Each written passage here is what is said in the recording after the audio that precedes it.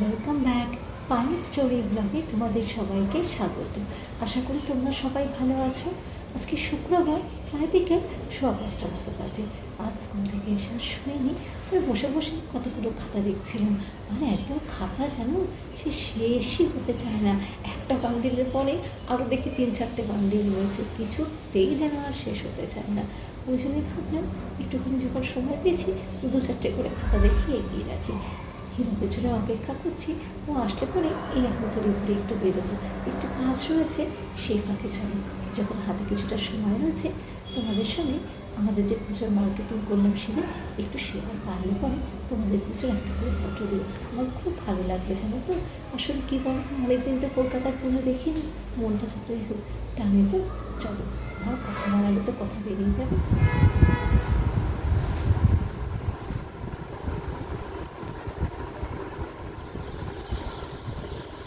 এটা রায়ের ছবি কেনা, পুরোটাই কটনের, এত ভালো ঘের আর এত মেটেরিয়ালটা সফট না। এখানটা একদম পুরো সিম্পল। আর এই দেখো, পুরো জামাটা জুড়ে এরকম ছোট্ট ছোট্ট ফুলের কাজ রয়েছে, আর সেই সঙ্গে এরকম বর্ডার দেওয়া রয়েছে। মোটামুটি এটা একদম অ্যাক্টিভেট করতে।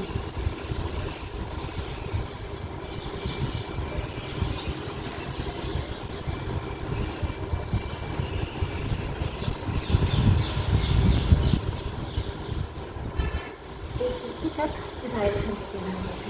কালারটা তো ভারী সুন্দর না, খানিকটা ভায়োলেট মিলছে, আমার মাঝে মাঝে যেন মনে হচ্ছে একটু মেরুনের শেড দেখা যাচ্ছে, জানো তো। মানে পুরো বডিটা জুড়েই কিন্তু এরকম হাতে আঁকা। এখন কোনো মতে ভাঁজ করে রাখি, পরে আবার ঠিকঠাক করতে একটু ইস্ত্রি করতেই হবে। এই দেখো না, পুজোর বাজার কেনা থেকেই জামা কাপড়গুলো এতবার ভিডিও করে দেখানো হয়েছে, এতবার করে ট্রায়াল দেওয়া হয়েছে, পুরো লাখ লাখ হয়ে গেছে।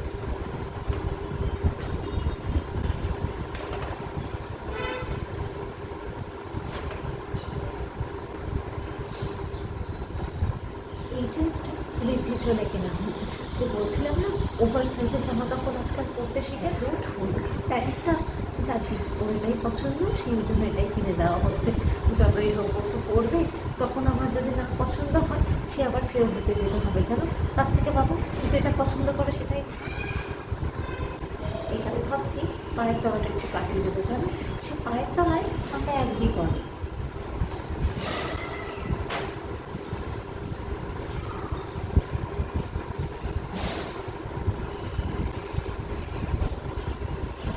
এটা দেখছি বলবে নতুন জামা, দেখেছো কিরকম ক্রাশ হয়ে গেছে। এতবার ভিডিও করে দেখানো হয়েছে ঠাকুমা দিদাকে, এই করতে করতে এই অবস্থা। এটাও কিন্তু ওভার সাইজ, জানো তো। এটা হচ্ছে পেছনের দিকটা, সামনেটা হচ্ছে এইটা।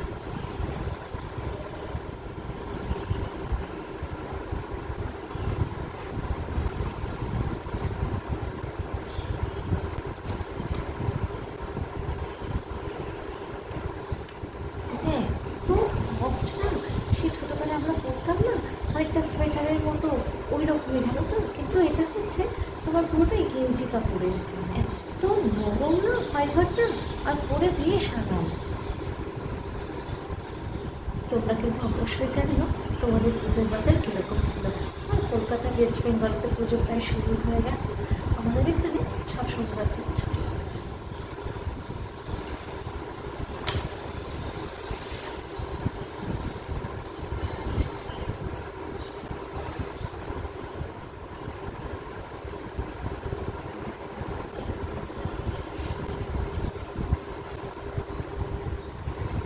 এটা হচ্ছে টপটা, এই কাজটা নিতে চলে কিনা, এই কাজটা এত সুন্দর কাজ।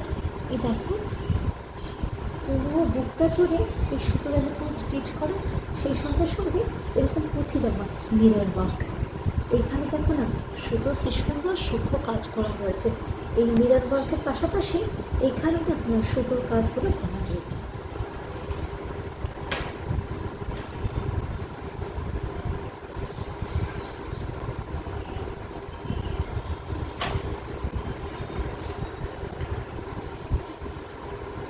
মেয়ে একটা হেয়ার ব্যান্ড কিনেছে, এটা রিদ্ধির জন্য।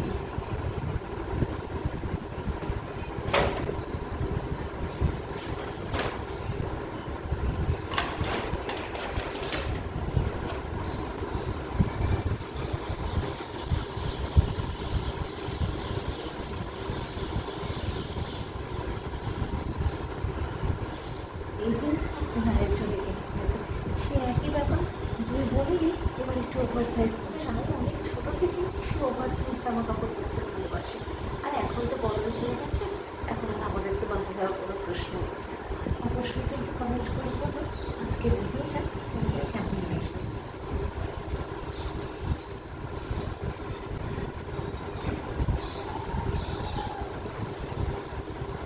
মেটেরিয়ালটা সেগুলো মনে হয় সোয়েটার জানো তো, কিন্তু এত সফট একটা গেঞ্জি কাপড়ের, এত নরম, এ পরেও আরাম পাবে, এরকম স্ট্রেচেবল।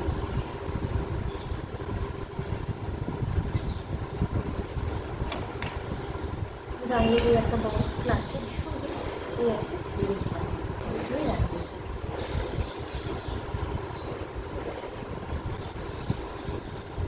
এটা হচ্ছে রকেট টি শার্ট, বেশ শুধুমাত্র দেখতে জানো তো।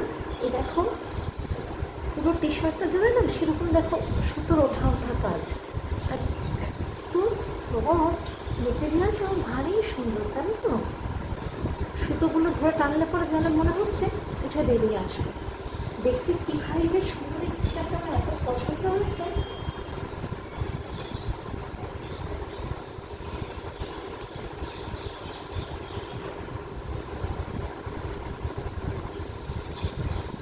এইটা পিওর কটনের হিরকের টি শার্ট। আর হিরক কী বলে তো, আমার মতো কিন্তু একদমই অন্য কোনো মেটেরিয়াল আমরা পরতেই পারি না। যে গায়ের দিও না, আমি আর হিরক না, মানে একটু যে অ্যাডজাস্ট করে পরবো পারি না। এই তো দেখো না, এই ওনাটা যে গায়ে নিয়েছি সেটা ফসফস করে বেরিয়ে পড়ে যাচ্ছে, আর 14 বার ধরে ধরে ঘামছে, দেখতেই তো পাচ্ছ।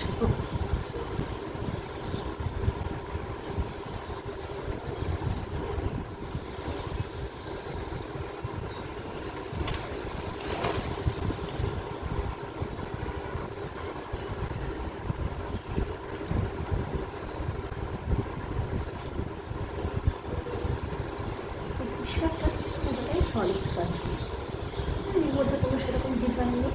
এই একটা লম্বা শুধু স্ট্রাইপ দেওয়া রয়েছে।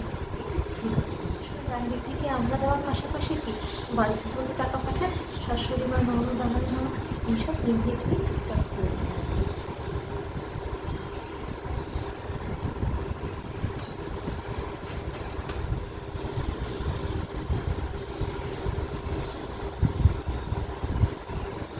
দেখা মাত্র হিরোকে এত পছন্দ হয়ে গেছিলো যে আর কোনো দুর্বল করেনি, এই জন্য একেবারে নিয়ে গেছে।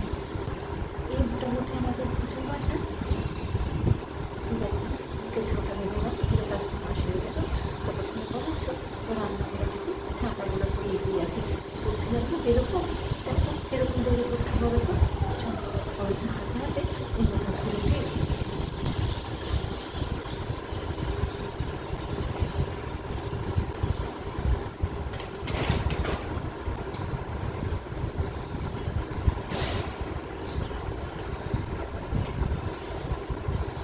একটা বডি স্প্রে গায়ে কিছু নিজেরাই পছন্দ করে খেয়েছি। রান্নাঘরে ঢুকবো তার আগে ভাবলাম একেবারে সন্ধে আরতিটা দিয়েই ঢুকি। আর বলো না, বেলা এত ছোট হয়ে গেছে, 6:30তেই মোটামুটি হালকা অন্ধকার নেমে আসছে। আর এখন 7:45 বা 7টা বাজতে 10টা, সে তো পুরোই অন্ধকার। আর এই দুবেলা পুজো দিতে আমার এত সময় লাগে। সকালে তো ওই কখনো 5টা কখনো 5:15টায় উঠি, কোনো মতে জল ঢেলে আগে ঠাকুর ঘরে যাই, গিয়ে ভালো করে পুজো টুজো দিয়ে উঠতে উঠতে প্রায় 6:45 বেজে যায়। আর তারপরে টুকটাক যা কাজ থাকে রায়ের থেকে তৈরি করা। আর এই এখনও সন্ধ্যেবেলায় পুজো দিতে আমার প্রায় 0.5 ঘন্টা খানেক লেগে যায় জানো। একটু ধুনো দিতেই দেখেছো যেমন ধোঁয়া তেমন সুন্দর গন্ধ, যেন আমার যে কি ভালো লাগে। পুরো বাড়িঘরটা এত সুন্দর একটা গন্ধে ভরে যায়। নিচের দোকানটাতেই ছোবড়ার জন্য বলে আসি, ওরা বস্তা করে তৈরি করে রেখে দেয়, ওই আসতে যেতে হিরক সময় সুযোগ করে নিয়ে আসে। এইবার মনে হচ্ছে এই ধূপকাঠির স্ট্যান্ডটা একটু বদলাতে হবে, উপরের দিকটা পুরো পুড়ে গেছে। আসলে বাড়ির রোজকারের পুজোর জন্য এটাই ব্যবহার করি, না হলে পরে না সে চারিদিকে ধূপকাঠির গুঁড়োগুলো ছড়িয়ে পড়ে সব ঘরগুলোতে। এবার এই ধুনোটা একবার দেখিয়ে আসি চলো। তুলসীতলাতেও সন্ধেবাতিটা দিয়ে এখন রান্নাঘরে ঢুকলাম। হীরক এখনও অন দ্য ওয়ে বলছে। গতকাল অফিস থেকে ফেরার পথে একটা নাগেটসের প্যাকেট নিয়ে এসছে। সত্যিই তো কদিন সবাই বাড়িতে থাকবে, একটু আধটু পুজো বলে কথা, না ভালো খাওয়া দাওয়া করলে হয়। আমরা 4 জনেই চিকেন নাগেটসটা খেতে যে কী ভালোবাসি। তবে মাঝে সাঝে হীরক আলুর নাগেটসটাও নিয়ে আসে, সেটাও ভারী ভালো লাগে গো। তবে সত্যি কথা বলতে গেলে পরে এত দাম, সবসময় সত্যি আনা পসিবল হয়ে ওঠে না। তবে এই প্যাকেটটা তো একটু বড়, বেশ অনেক কটা রয়েছে দেখলাম। আর একদম পুরোপুরি প্রিপেয়ার, মানে পুরো একদম কোটিং করা। এখন 10টা মতো নিলাম, বাকিগুলো রেখে দিই। পুজোর কদিন সময় সুযোগ করে আবার ভাজবক্ষণ। ওইদিকে চাটাও বসিয়েছি, দেখি এবার ঝটপট এক করে ভেজে নিই। ওই হীরক প্রায় চলে এসছে, বলল নিজের দোকানে রয়েছে 1 প্যাকেট ন্যাপথলিন আনতে। বললাম আসলে আজ এই পুজোর সময় কী পরবো না পরবো, জামা কাপড়গুলো একটু ঘাটাঘাটি করতে গিয়ে আলমারিটা খুলতেই সেজন্য একটা কীরকম গন্ধ লাগলো। যেখানে ন্যাপথলিনটা রাখি ওইখানে দেখলাম ন্যাপথলিনের প্যাকেটটা আর নেই, তার মানে শেষ হয়ে গেছে। সে আর খেয়ালই নেই জানো। ওই এখন হীরককে বললাম তুমি ইমিডিয়েট নিয়ে আসো, দেখি আজ সন্ধ্যেবেলায় ফিরে আলমারিটা একটু পরিষ্কার করতে হবে। তবে কি বলো তো, এই স্কুলটাও থাকলে এত টায়ার্ড হয়ে পড়ি না। আজকে তো দুপুরবেলা শোয়াও হলো না, তার মধ্যে আজ আর না বেরোলেই নয়। আসলে অনেক দিন যাবত একটা কাজ পেন্ডিং পড়ে রয়েছে জানো তো। ওই জন্য হীরক আসা মাত্রই তড়িঘড়ি বেরিয়ে পড়বে, একদম তৈরি হয়ে রয়েছি। ফেরার পথে ইচ্ছা রয়েছে একটু হোস্টেল গ্রাউন্ডে যাব। এই কাছাকাছি একটা বড় মাঠ রয়েছে, ওইখানে না একটা পুজো হয়, ওটা পুলিশরাই করে, সেই সাথে একটা বড় গরবাও হয়। ওই একবার দেখি পারলে ঢু মেরে আসবো। তবে স্কুলেও 2-1 জনের থেকে শুনলাম ওই শুরু হতে হতে নাকি রাত্রি 10টা মতো বেজে যায়। হতক্ষণ আর দাঁড়াতে পারবো না। যদি শুরু হয়ে যায় তো ভালো, না হলে পরে পুজোর মধ্যে কোনো একদিন যাবোক্ষণ। গরম গরম ভেজে মনে হচ্ছে 4-5টা খেয়ে নিই। এই হীরক ঢুকলো, একটু ফ্রেশ এন্ড আপ হতে গেছে। আর আজকের ভিডিওটাও এই অবধি। সবাই ভালো থেকো, সাবধানে থেকো, সুস্থ থেকো। সবাই খুব ভালো করে সাবধানে ঠাকুর দেখো। শারদীয়ার অনেক প্রীতি, শুভেচ্ছা ও অভিনন্দন।